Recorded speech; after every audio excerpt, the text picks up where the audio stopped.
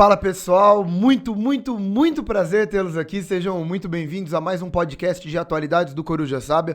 É um prazer tê-los aqui com a gente, é um prazer dividir esse espaço com meu amigo Pedrinho e é um prazer, né, poder falar de tantas coisas interessantes e poder estudar tanto, aprender tanto e tentar contribuir com a galera também que presta um vestibular, que tá preocupado aí com os rolês e que tá, né, tentando cada vez mais estudar, aprender um pouquinho e se inteirar nesse mundo maluco que a gente vive. Meu amigo Pedrinho, Pedro Zonta, como você tá? Que prazer tê-lo aqui. É sempre um prazer, sabia?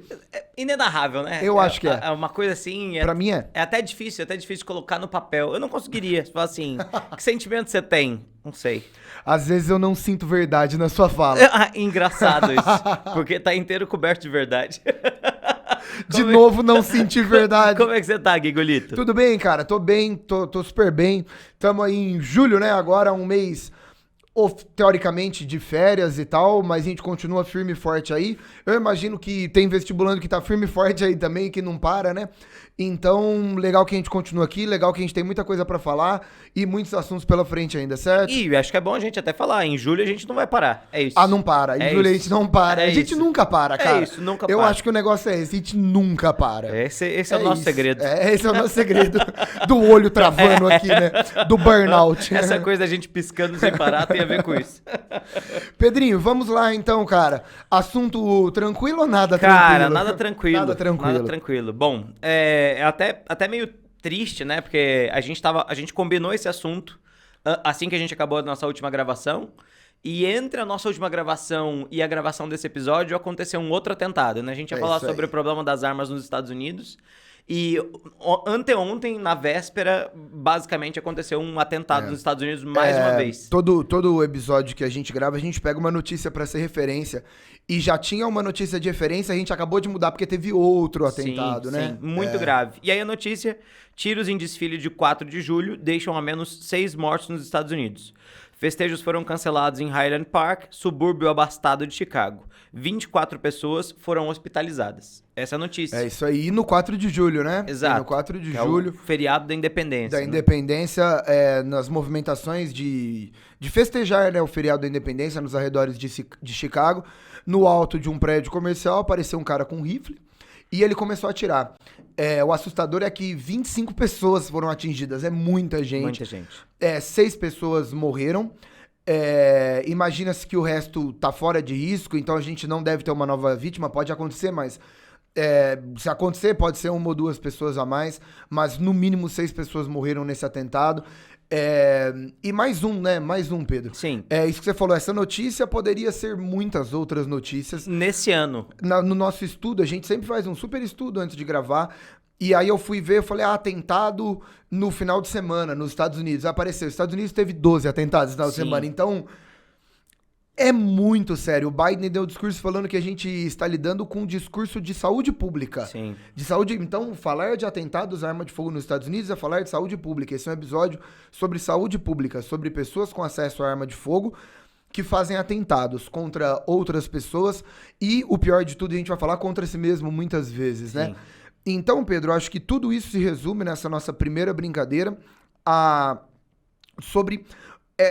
o termo talvez mais falado no meio acadêmico é cultura armamentista, né? O que é uma cultura armamentista? O que diz respeito a isso? Bom, né? Quando a gente pensa, então, principalmente Estados Unidos, isso é uma coisa... Nossa, a gente vai ver isso muito recorrente em todos os períodos históricos.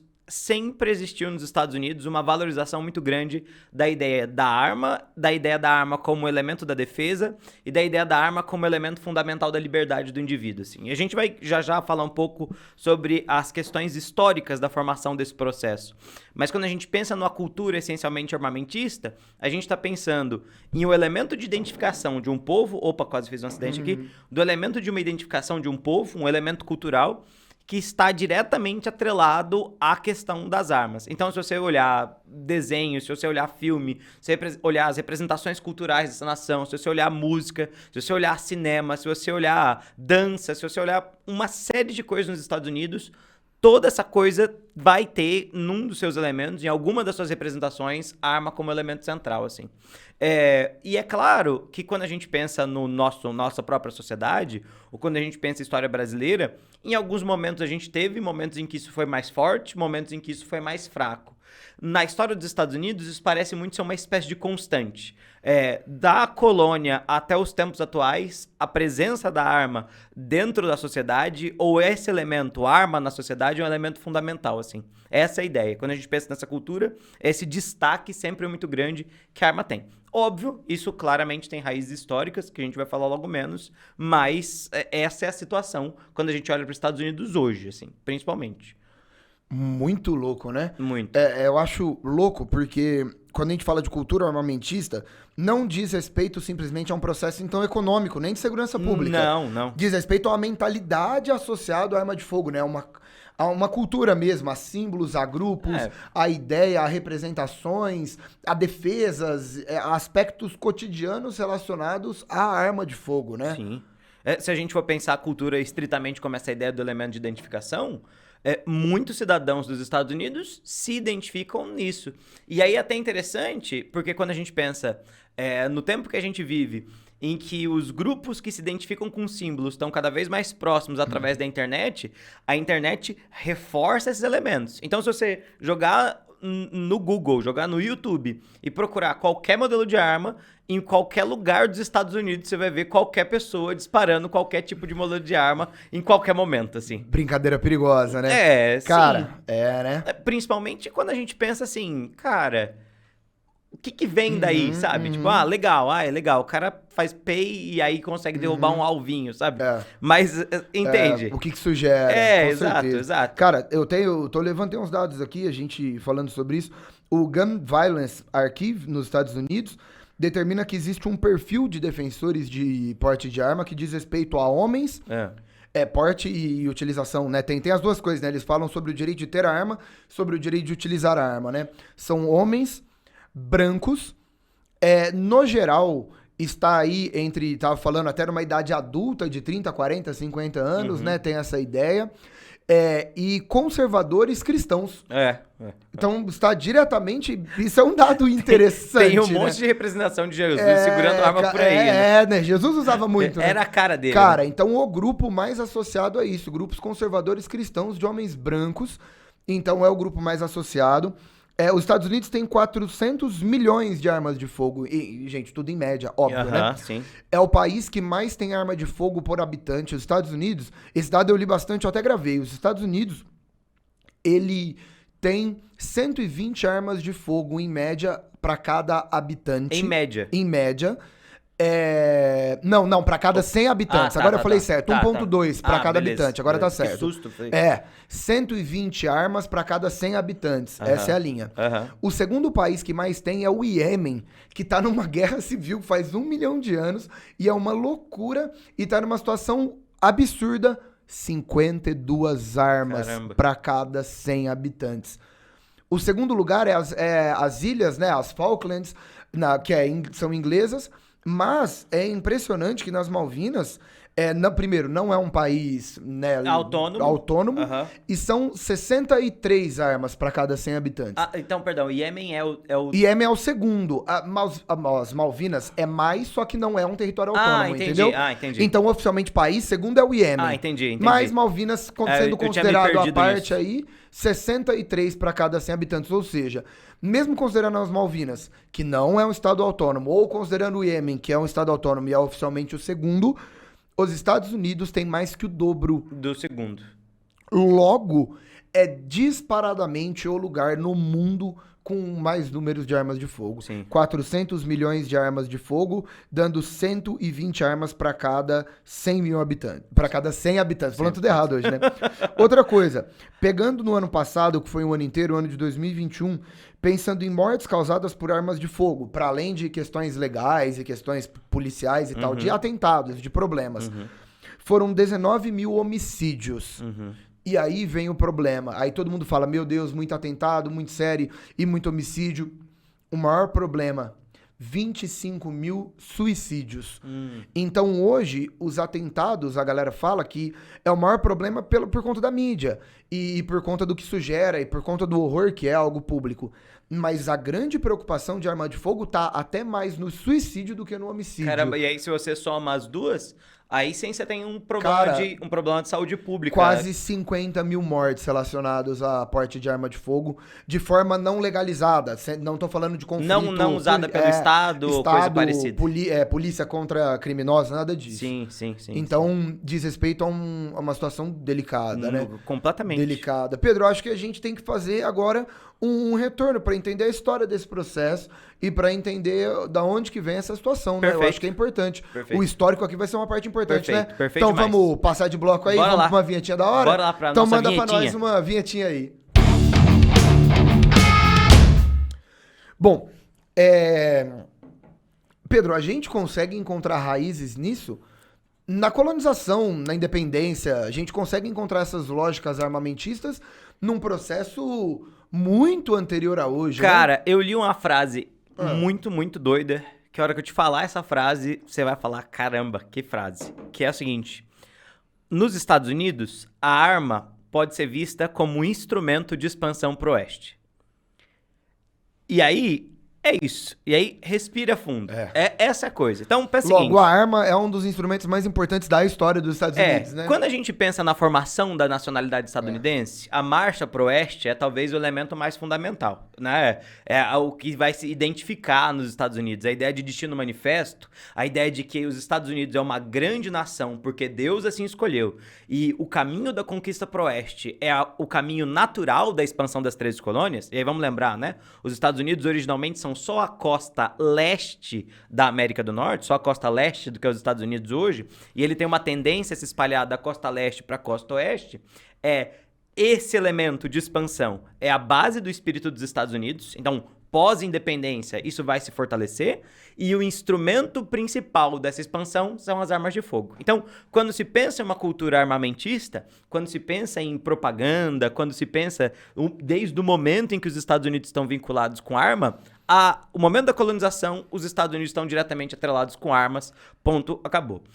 E aí, isso só vai se reforçar. Então, a conquista pro oeste tem os problemas da natureza, então o enfrentamento dos animais como o urso e tudo mais, tem as questões dos nativos, os enfrentamentos das populações nativas, e a arma vai ser vista nesse elemento como um fundamento da proteção. Quando a gente caminha para a independência, e ali a partir do 1750, da Guerra dos 7 Anos, indo para a independência de fato do 1776 em diante, a arma vai ser significada como instrumento da liberdade. Então, ela é um instrumento da expansão, 2, ela é um instrumento da liberdade. E por quê? Porque quando a gente pensa a Guerra de Independência dos Estados Unidos, ou aquilo que pode ser chamado de Revolução Americana, é a clássica história do Davi contra Golias, né, Gui? É a história de uma força muito frágil, que é a força colonial, de 13 colônias que não eram nada, se unindo para enfrentar o maior império do mundo naquele momento, com o maior exército do mundo naquele momento, que é a Inglaterra, justamente. E aí, os primeiros combates diretos entre as 13 colônias e Inglaterra são todos um fracasso, na verdade, para as 13 colônias. Só que o que vai ser a chave da inventividade dessas 13 colônias? A formação das chamadas milícias coloniais. E nas milícias coloniais, o que se tem por base é essa ideia de que as armas elas devem ser distribuídas para a população, porque essa população deve pegar em armas justamente para se sublevar contra esse poder absolutista que é a Inglaterra, né? A ideia de que não pode existir taxação sem representação que inicia a guerra, mas depois o espírito do liberalismo, do iluminismo, se mesclando com esses ideais e fortalecendo uma ideia de independência. Não, é interessante porque a ideia de arma de fogo, geralmente no mundo hoje, é muito associado ao Estado. E a base, né, que você vai falar, da segunda emenda, a base dessa noção de guerra de independência, é nunca deixar que a arma de fogo esteja vinculada ao Estado. Ao Estado, muito pelo contrário, porque o Estado naquele momento era a Grã-Bretanha. Então, esse é o ponto inteiro. É importante que a população tenha arma de fogo para além do Estado. Exato. Essa é a questão. É uma questão privada de poder ter arma de fogo. E aí nasce, e excelentemente observado, é aí que nasce uma espécie de pensamento paranoico. O que nós temos aqui é uma verdadeira paranoia, no sentido de que o Estado, antes, Grã-Bretanha, usou de um poder abusivo, nós não podemos permitir isso. E no momento em que nós consolidamos o nosso próprio Estado, nós devemos impedir que o nosso próprio Estado seja totalmente tirânico. E aí, como é que eu evito essa tirania? Eu evito essa tirania mantendo, inclusive, a princípio, as milícias. Há até uma disputa, logo ali no começo da formação dos Estados Unidos. O Estado deve ter um exército próprio, para conseguir manter sua guerra, e isso, inclusive, é o que vai gerar um impasse até a invasão dos Estados Unidos em 1812, em que a Inglaterra invade, e aí esse é o momento que, não, se o Estado não tiver uma força de proteção, a gente pode incorrer novamente e cair na dependência da Inglaterra. E aí o que acontece? Hoje, então, todo mundo tem arma de fogo. Estado tem, exército tem, polícia tem, população tem. Hoje é arma de fogo pra todo mundo, então. E aí, exato. E aí o ponto é justamente esse. No momento da consolidação dos Estados Unidos, eu tenho essa grande paranoia, que é o medo do Estado ser tirânico novamente. A gente tem a elaboração da Constituição de 1787, só que a Constituição de 1787 fala muito mais sobre a organização do Estado e os deveres, não fala tanto sobre os direitos. E é por isso que a gente vai ter a formação ali da Declaração dos Direitos dos Estados Unidos, ou só Bill of Rights, né? Que é a Bill of Rights de 1789, tá? Em algumas vezes você vai encontrar 1791, porque é quando ela foi aplicada de fato, mas ela foi escrita pela primeira vez em 1789. E qual é a base dessa Bill of Rights, ou da Declaração dos Direitos dos Estados Unidos? São as 10 primeiras emendas à Constituição original, então são os 10 primeiros parágrafos colocados depois da Constituição, que vão falar muito mais sobre os direitos dos cidadãos. Então, vai limitar a autoridade do Estado, vai falar o que o Estado não pode fazer e o que as pessoas podem fazer. Eu achei legal essa palavra, é uma paranoia, né? Uma paranoia. É um medo que a história criou, né? Sim. É um medo que a história daquele país fez com que as pessoas carregassem. A história criou e o capitalismo incentiva, né? A gente vai chegar na história que chegar no século XX, mas essa é muito a ideia central. E aí, o que nós não podemos perder de vista? Se vocês olharem os 10 artigos, as 10 emendas, elas todas são em relação a esse medo de evitar que um poder maior domine a população de novo, ou evitar essa monstruosidade, essa paranoia que a gente acabou de falar.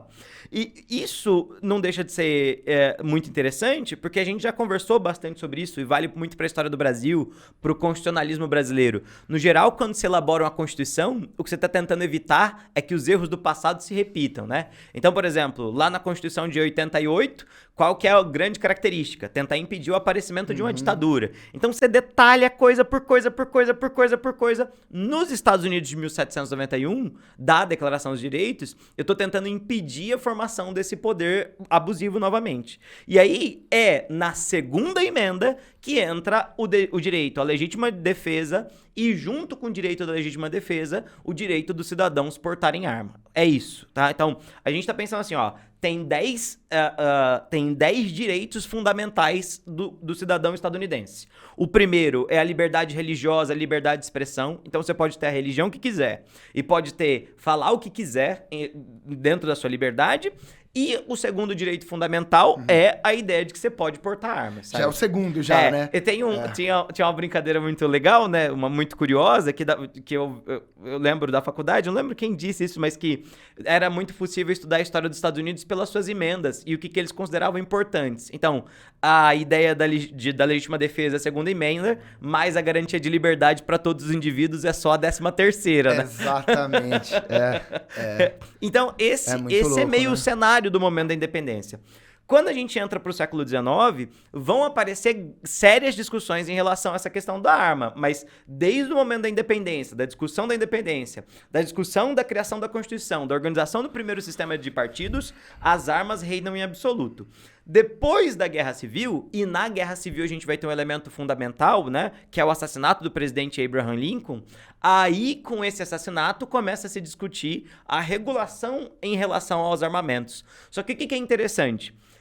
Na história dos Estados Unidos, nós tivemos 4 presidentes que foram assassinados no exercício da sua função, 4 presidentes que foram assassinados com armas de fogo, 4 momentos em que se pressiona pelo fim da liberdade do uso de armas em vários cenários, mas 4 vezes que essa discussão aparece e some em relação aos presidentes dos Estados Unidos, tá? Então, o Abraham Lincoln é o primeiro a ser assassinado em 1865, o James Garfield em 1881, então finalzinho, segunda metade do século XIX, a gente teve muitos presidentes assassinados, 2.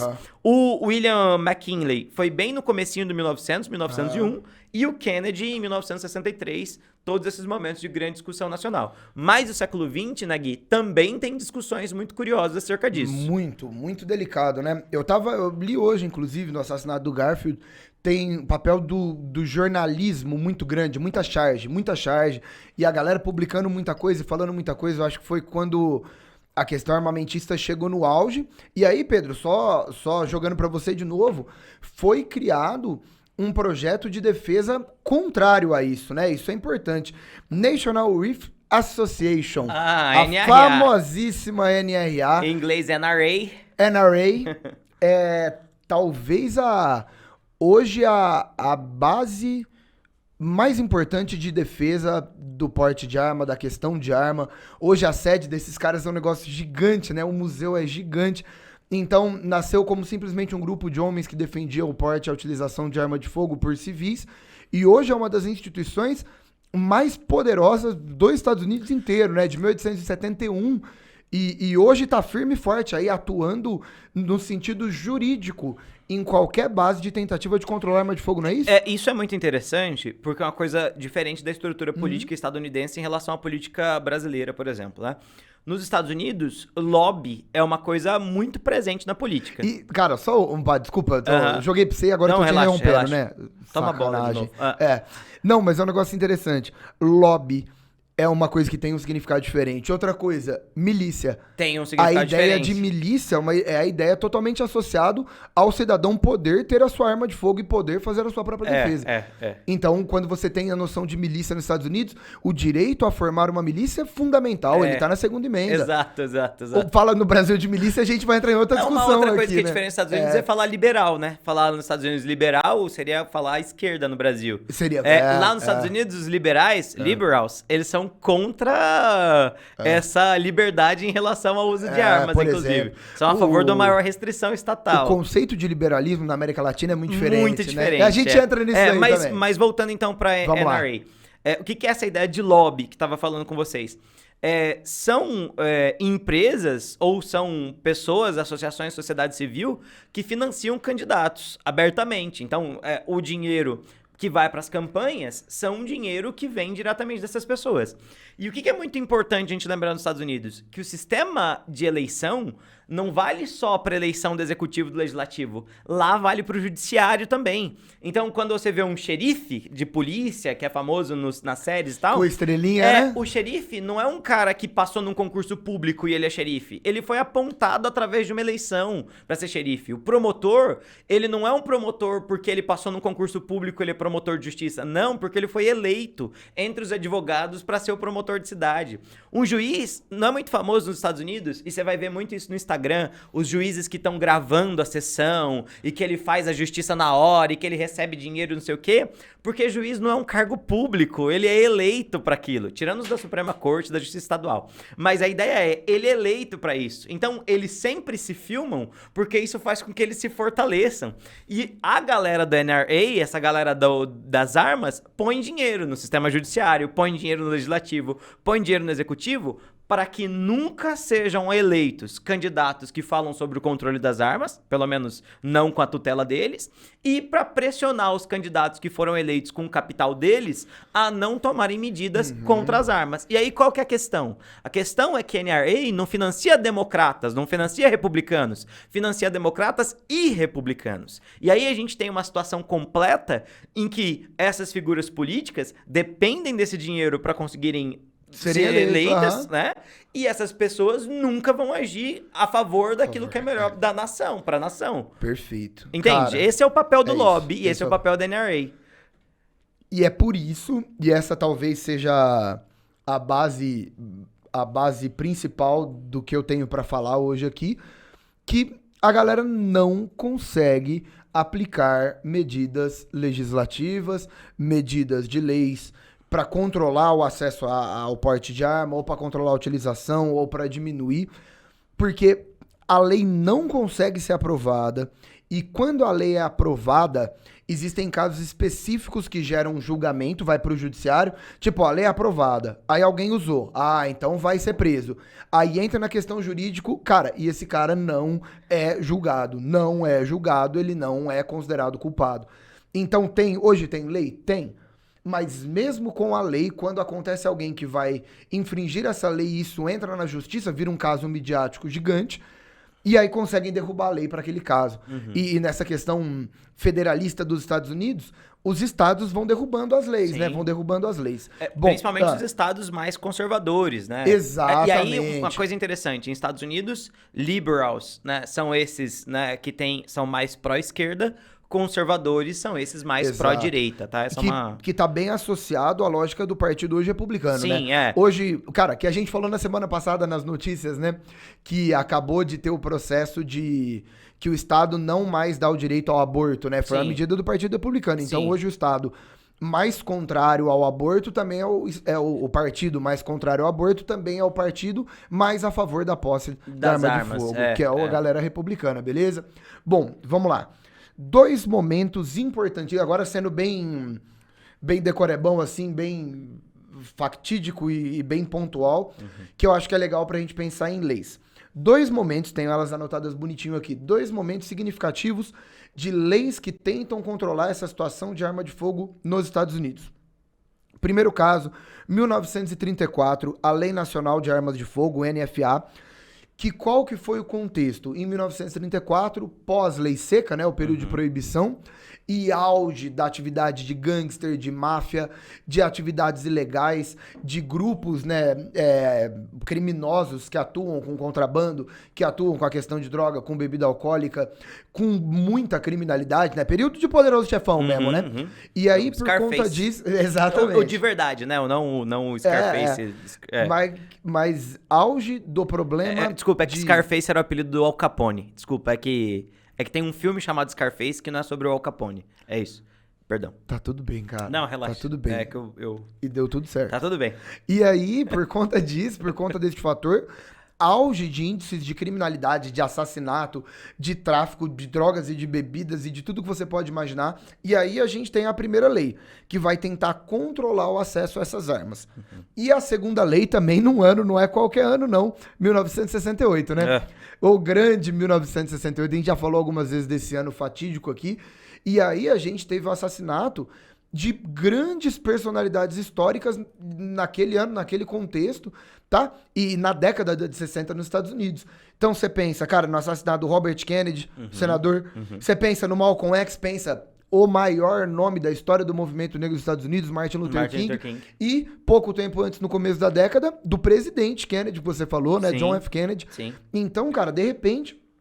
Martin Luther King, Malcolm X, o presidente Kennedy, depois o senador Kennedy. Cara, e aí foi feito, né, talvez a mais famosa, a Lei de Controle de Armas de 1968, GCA, beleza? Que ele trabalha com 2 bases aí de tentar resolver o problema. Primeira base, impedir o tráfico interestadual de arma de fogo, a não ser que seja por órgãos públicos, né, controlados. Então a ideia é de impedir um gigantesco mercado de armas de fogo nos Estados Unidos inteiro e também criar a ideia de pessoas proibidas. E aí tem uma análise de antecedente, de situações criminais, tem uma análise sobre o que as pessoas já fez ou não fez, sobre a condição dela, que essa arma de fogo seria barrado a ela. Existe um estudo muito importante nos Estados Unidos, e isso é legal da gente falar, que diz muito respeito a essas associações, esse lobby, toda essa situação, eles não lutam pelo direito de arma de fogo. Eles lutam pelo direito de posse de arma de fogo de populações brancas e conservadoras, que é a galera deles. Tanto é que essas leis conseguiram um respaldo em momentos que populações negras estavam tendo acesso à arma de fogo, em momentos que populações pobres estavam tendo acesso à arma de fogo. Na hora que imigrantes italianos tiveram arma de fogo, aí a gente tem a lei de 1934. Na hora que os Panteras Negras se armam, a gente tem a lei de 68. Sim, perfeito. Então, eles estão querendo dar o direito de posse de arma de fogo para quem? Essa discussão é muito importante, Porque quando se fala de arma de fogo, existe um baita do estudo também. Eu acho que a gente, em algum momento, Pedro, a gente vai entrar em algum programa sobre essa questão racial, né? E vamos falar muito sobre isso nos Estados Unidos. Mas essa arma de fogo foi arma de fogo utilizada para controlar escravos, Sim, né? sim. Para garantir o controle sobre a supremacia branca nos Estados Unidos. Sim. Essa arma de fogo é a base de defesa da Ku Klux Klan. Sim. A Ku Klux Klan hoje é um órgão pró-armamentista. Então é importante lembrar, né, arma de fogo para quem? O período de maior apoio à proibição de posse de arma de fogo nos Estados Unidos foi o período que os Panteras Negras se armaram. Então, ninguém tá com muito problema com a Ku Klux Klan com arma, mas estão com problema com os Panteras Negras com arma, né? Sim. Então, isso é importante. Bom... E é até interessante a gente pensar na questão desses atentados que a gente tem, né? Por exemplo, quando o atentado é feito por um islâmico, um muçulmano que vive nos Estados Unidos, fala, é um terrorista. Quando é feito por um negro, é um cara vinculado com a célula negra, um extremista. Agora, quando é com um branco, é sempre com um lobo solitário.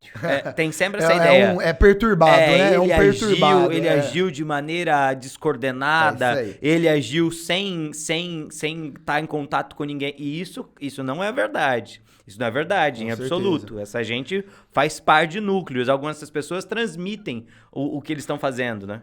É impossível pensar essa questão armamentista sem colocar essa questão elitista, sem colocar essa questão racial e toda essa questão de uma base elitizada dentro dos Estados Unidos. As tensões, né?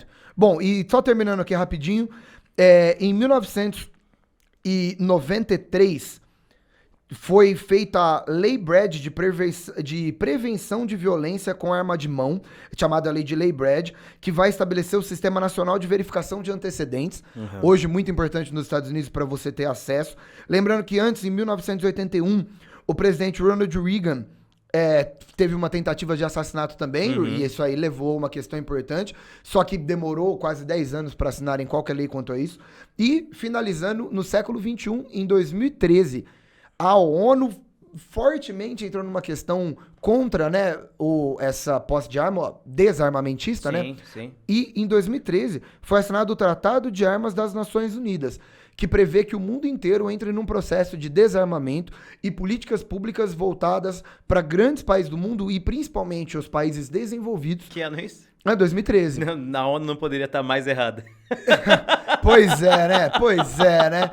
E aí, por conta disso, existe uma luta pelo desarmamento no mundo que a ONU lançou. O principal país que não abraçou essa situação e o principal país longe disso, Estados Unidos. A gente teve uma guinada à questão armamentista com o Donald Trump. Sim. O Donald Trump, ele é abertamente um super armamentista e ele carrega uma das principais bases, né, do governo dele, o armamentismo. Isso também fez com que nos Estados Unidos isso se fortalecesse. O Biden hoje abraça discursos desarmamentistas e de controle, ele fala de saúde pública. Assim como Obama. Só que, de novo, nenhuma lei foi feita e toda lei que eles tentam aprovar, essa lei é derrubada. Sim. Certo? Sim. Isso, né? É isso, né, cara? Isso. Muito louco, né? É isso. Eu acho, cara, que, de novo, é um leque, né? Esse episódio aqui desse podcast, ele é mais uma questão aberta, uma questão a ser discutida do que uma questão pronta, né? Não tem uma questão pronta.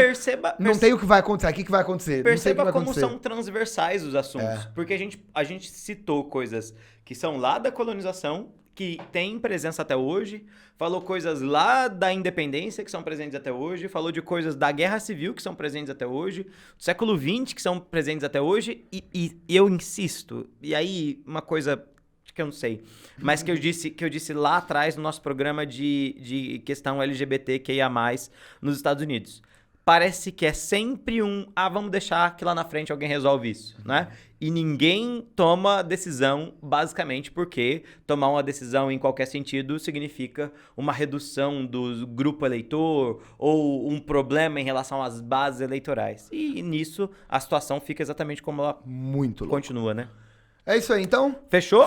Fechou demais, vamos cara. Fechar. Falamos, hein? Fechou, então. Gente, muito obrigado para todo mundo que sempre nos acompanha. Manda seus comentários, faça a sua colocação aí. A gente tá no YouTube e no Spotify, no canal do Coruja Sábia. E quanto mais a galera participar, quanto a galera mais trocar ideia com a gente, ensinar coisa pra gente, melhor, né? Perfeito. É isso aí. Um beijo pra vocês e até semana que vem. Valeu, pessoal. Muito obrigado. Até mais. Tchau, tchau.